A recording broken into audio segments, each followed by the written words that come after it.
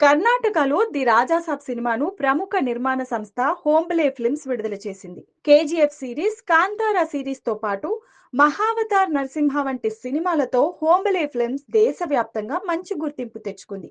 ఇక ఇదే సంస్థ ప్రభాస్ తో ప్రశాంత్ నీల్ దర్శకత్వంలో సలార్ పార్ట్ 1 ని తెరకెక్కించింది. తాజాగా the Rajasaab Karnataka theatrical rights ను హోంబలే ఫిల్మ్స్ 15 కోట్ల రూపాయలకు సొంతం చేసుకుంది. ప్రభాస్ మూవీ కన్నడ నాట బ్రేక్ ఈవెన్ కావాలంటే 35 కోట్ల రూపాయల గ్రాస్, 17 కోట్ల రూపాయల డిస్ట్రిబ్యూషన్ షేర్ రాబట్టాల్సి ఉంది. కర్ణాటకలో the Rajasaab advance bookings open అయిన వెంటనే మంచి రెస్పాన్స్ వచ్చింది.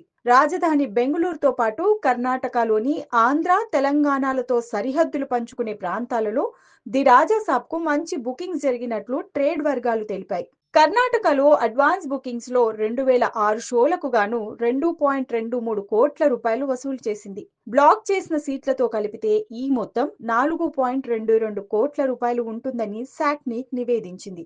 జనవరి 8వ తేదీ రాత్రి కర్ణాటకలోనూ ది రాజాసాబ్ ప్రీమియర్స్ పడ్డాయి. Premieres plus day 1 advance sales లో ఈ సినిమాకు కర్ణాటక నుంచి 5 కోట్ల రూపాయలకు పైగా వసూలు చేసింది. తద్వారా కర్ణాటకలో ప్రీమియర్స్ అడ్వాన్స్ సేల్స్ లో ఇప్పటి వరకు అగ్రస్థానంలో ఉన్న కాంతారా చాప్టర్ 1 రికార్డులను బద్దలు కొట్టి టాప్ ప్లేస్ లో నిలిచింది. అయితే ఈ లిస్ట్ లో ఇప్పటి వరకు పవన్ కళ్యాణ్, సుజిత్ల ఓజీ 2.72 కోట్ల రూపాయలతో రెండో స్థానంలో ఉండగా, అల్లు అర్జున్ నటించిన పుష్ప 2 ది రూల్ 2.55 కోట్ల రూపాయలతో మూడో స్థానంలో నిలిచాయి.